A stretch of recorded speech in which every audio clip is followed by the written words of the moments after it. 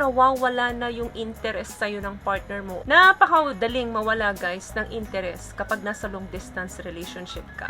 Expected na yan na mangyayari, lalo na kung matagal na kayong nandyan sa ganyang klase ng relasyon. Or yung maaring isa ay pagod na dahil sa paulit-ulit na roller coaster na pinagdadaanan nyo dyan sa relasyon nyo.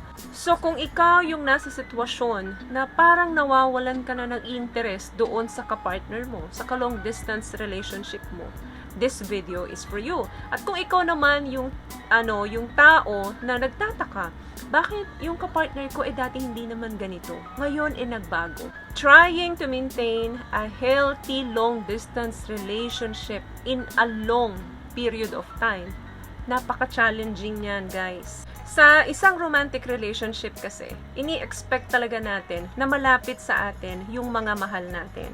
Pero kapag nasa long distance relationship ka, malabong mangyari to. At habang mini-maintain mo ang long distance relationship mo, tapos wala na yung joy, wala na yung excitement, unti-unti kang mapapagod. Maaring kailangan bigyan mo ng time para ma-spice up, o ito ba ay senyales ng red flag para mag-end up or i-end up mo na yung long distance relationship mo.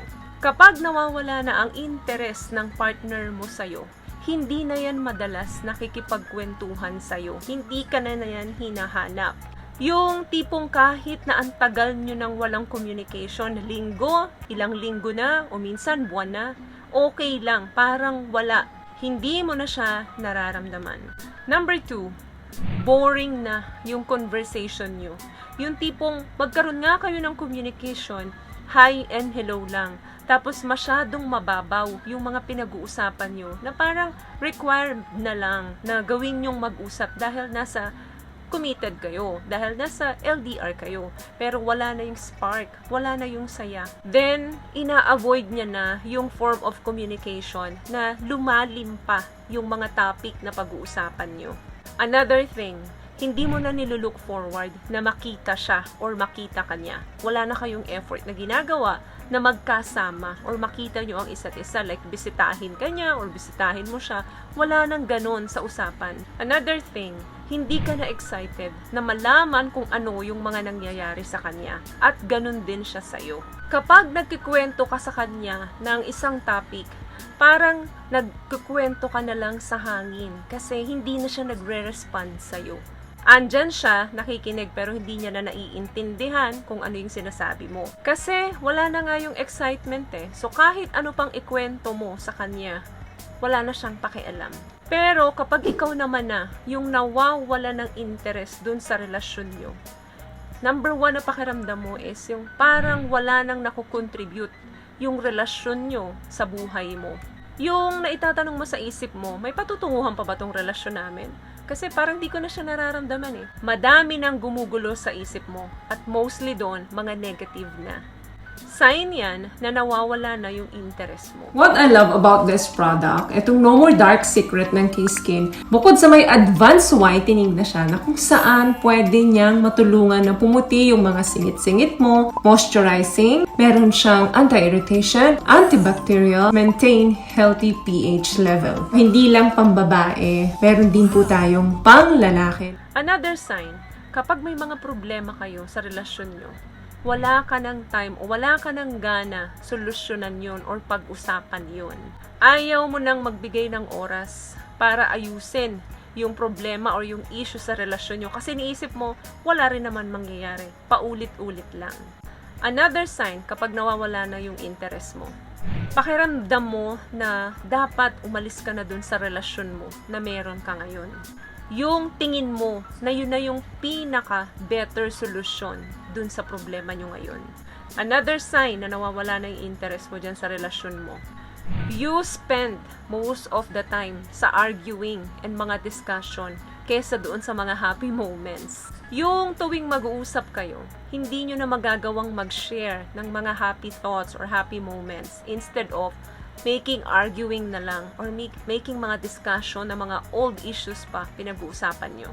Mas marami ka ng oras na ginugugol doon. Yung tipong pag mag-uusap kayo, medyo kinakabahan ka na. Dahil alam mo nga na mag-aaway na naman kayo or magkakaroon na naman kayo ng mga arguments.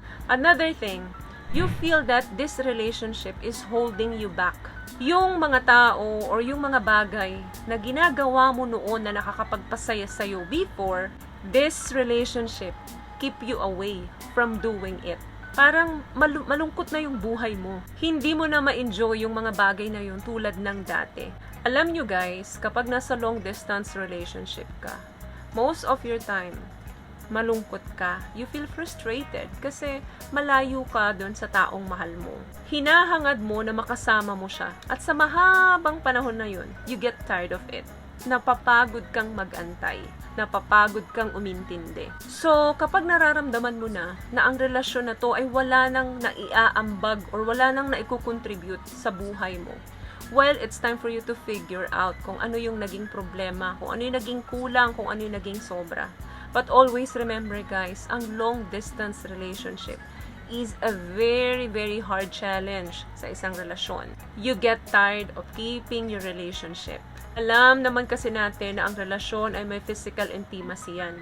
Kapag LDR kayo, hindi niya yan na ipoprovide. Kaya nakakaramdam kayo ng mga frustrated yung pakaramdam mo dahil hindi naman ibig sabihin kasama mo siya ay may gagawin na kayo.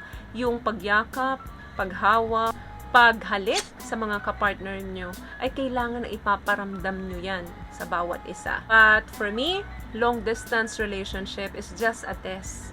Paano at gaano ka ba kamahal nung kapartner mo? It's just a test how far love can travel. At kapag nalagpasan nyo yan at naging successful kayo sa dulo, isa lang ang ibig sabihin yun.